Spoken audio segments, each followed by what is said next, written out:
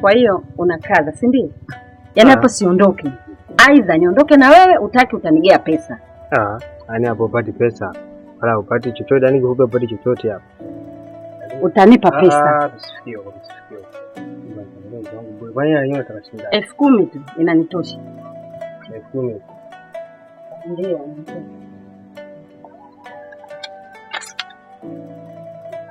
Mimi sitaki kufanya mapenzi na wewe.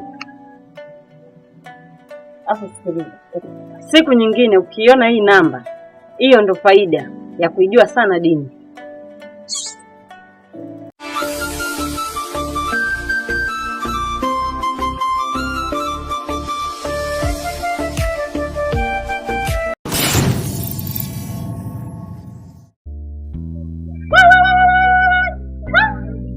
Tulia hapo. Kuliko ni kuondoka mimi kwenye chabila ya daftari. Daftari, miogo sipo ndani. Miogo? Miogo mimi nguruwe. Wewe unakula miogo kidogo. Hapana kitu kama hicho. Upo. Yaani watu hapa waenda kula matende huko maharua, mimi niache kula miogo kwa sababu gani? Mbona kwa hivyo mimi natoka hapa naenda hivi. Wewe hacha hizo kabisa, leo mguu wa kwangu. Huko msikitini. Wakula tende na mimi nakula tende. Kula kwa kiasi miogo mimi hata sitaki. Sasa mtu wangu tabia kunifuata nyuma mimi nimeangalia. Nakwambia vipi? Sina haja kula miogo yako, miogo hiyo ambayo niache. Mimi sio nguruwe. Dada. Yaani ndio kaa kimya kabisa. Wewe ndio mwanzo matatizo yangu yote mimi kula miogo kangu huo mndani sawa? Na wewe nakurudia wewe. Mimi siwezi nikala miogo, mimi sio nguruwe. Lakini dada, si maneno kuongea na mume wetu ndani. Msikiza kitu gani? Msikiza kitu gani? Na wewe ndio watu mnasababisha mimi nile. Nimefanya kula gani kwa mwanzo? Yaani mbona huyu anakula miogo? Nakwambia vipi, mimi sio nguruwe kabisa, sitaki eleko miogo kwa kila siku kwenye miogo. Hapo kuondoka msikitini kula tambi. Sasa sikiliza mtu wangu. Mimi natoka hapa naenda zangu wapi msikitini kwa sasa. Naenda kuna sehemu naenda. Kuna kadua kidogo naenda kusoma pale, nitarudi. Na nirudi kule inshallah tutapata leo nitanunua tambi, nitanunua wali, tutakula. Yaani ukitoka na hapo kurudi kwako saa 8, kwa hiyo sisi tukusudia saa 8 na kurudi wewe? Hapana, hiyo ni mjesu, yaani nienda kwa kuna dua. Ndio ndo kwa tunasoma kwa ndogo. Ndio nielewa. Sasa hola wako leo urudi saa 8 ya usiku. Sasa yaani ile jina lilotoka tukuongezea la pili. Na wewe twende huko ndani. Yaani mbona siku unabadilika wewe? Yaani unakuwa mkali mke wangu, si mbadilika vipi yani? Si kwa vile nimeongeza mke wa pili. Yaani kawa kichaki cha ile weki. Nifikia mimi. Yaani niko huko ndani kwani asiniambie.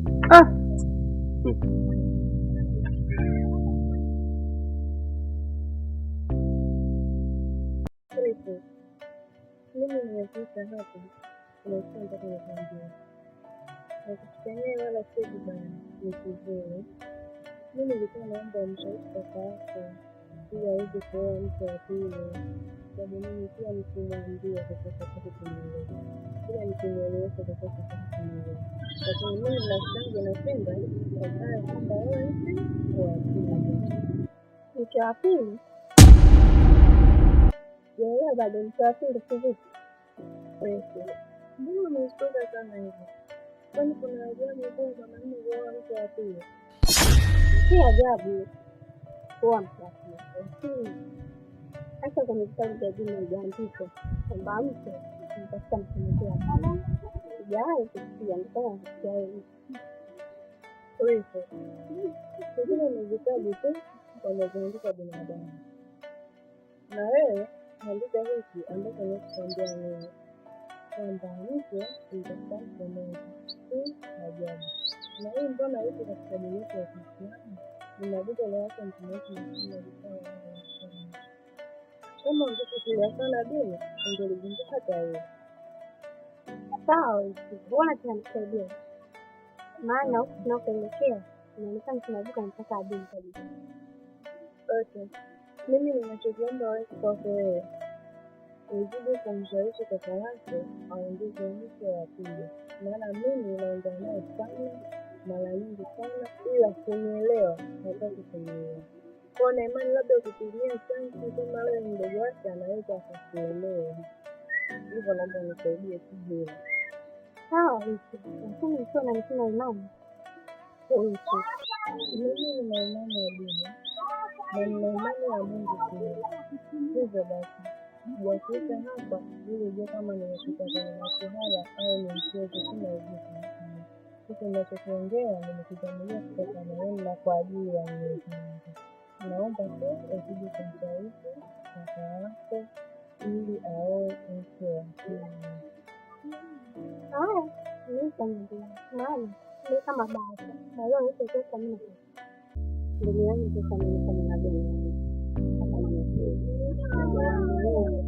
Nataka kuleta pesa kwa mtoto wangu. Sawa.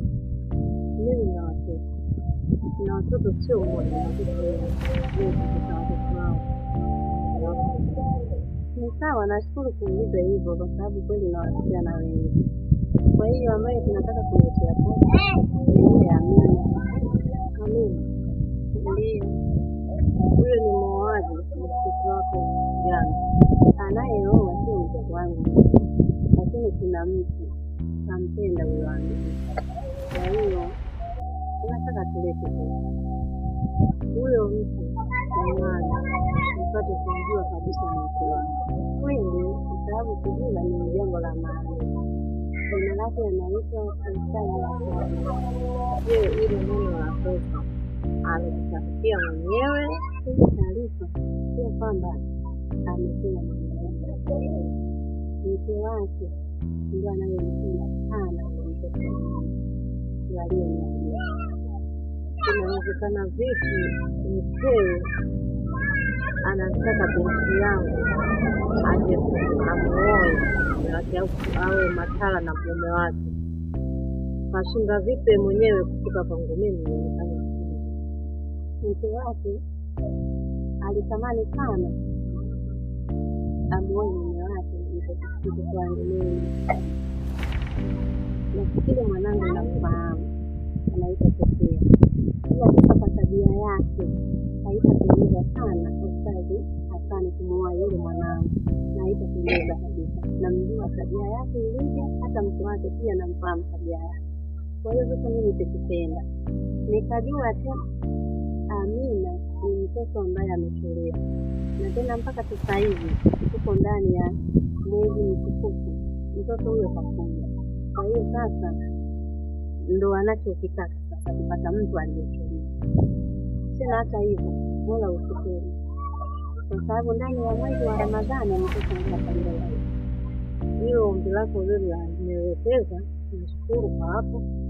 Kila basi niache nikae na mwanangu nimwelekeze, kubali basi haina tabu. Hilo mimi nitakaa sawa. Nikashukuru sana Mama Amina, atakubali na ninajua tu atakubali, maana hili ni jambo la heri. Sasa na mimi nashukuru kwa kuniletea riziki ninayopanga. Sawa. Mimi jua nakaribia kuishi. Hapo sio dalili yote tutafanya. Ni kweli mwanangu, kwa sababu ninajisikia vibaya sana. Siwezi hata kukaa jikoni kuandaa sana. Mtu wangu niambia mapema ndio kupika hata mimi hivi ile nilikwambia kwamba uovu mwingine kama unaoa mtu haya yote yanatokea wala yasije kutokea. Leo mimi naomba nikuelewe kwamba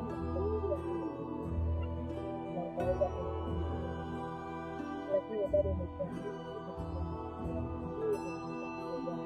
au ndio sawa. Nimekubali kuona, ila sharti yangu ni moja. Huyo mtu nataka kumwamini, na sharti yake tafute wewe mwenyewe, kisha mpate mke mmoja. Wewe usijali, hilo ndio atakalo mimi nataka binti mzuri, na tayari niko kwenye mkakati wa kwenda sawa. Basi ngoja nitaandaa sana.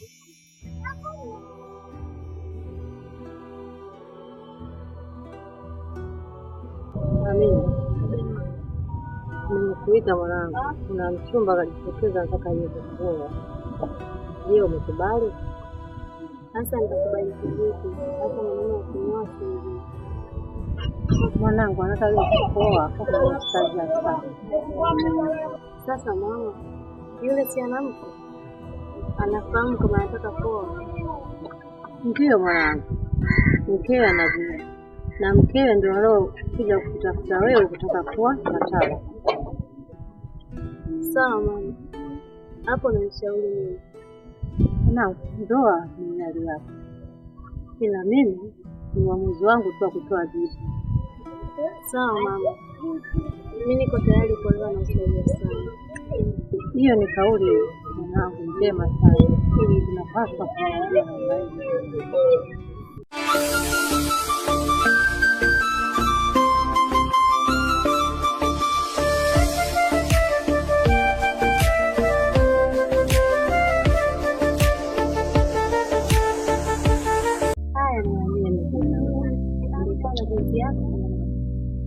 na na binti yangu.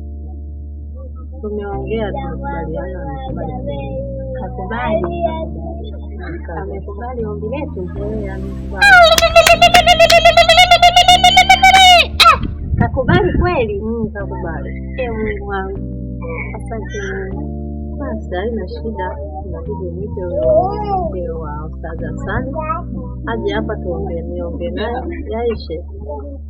Yaani hilo ni kuambie halina shida kabisa. Tena ninavyoona hata leo hii tunaingia. Kwa kuwa binti yetu kakubali, leo hii tunaingia. Tena sitaki kulaza damu. Nataka niondoke sasa hivi. Sawa. Ila wewe tu. Ila ukichelewa unaweza kukuta mtoto sio wako. Kwani kuna kuchelewa? Kwenye utamu kuna kuchelewa mama. Kwenye ubwabwa kuna kuchelewa. Mwezi huu mtamu nakwambia, mwezi wa Ramadhani, mfungo wa Ramadhani. Mwanao anapata ndoa. Vipi hapo hiyo la? Mbona hata kigelegele cha mama haipo? Sichelewi naondoka. Haya, asante.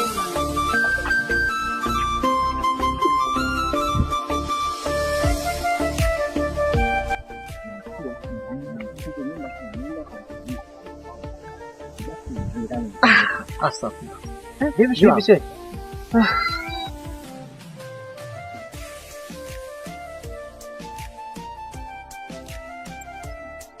Shehe tu vipi? Hali yako. Sambu tena. Tumbo na haula. Shehe wangu. Naam. Vipi mbona hivyo? Tumbo langu si zuri jamaa. Ana kapita nkata umeme tu hapa tumbo ghafla tu. Ala ukate umeme? Mkata umeme? Mkata umeme.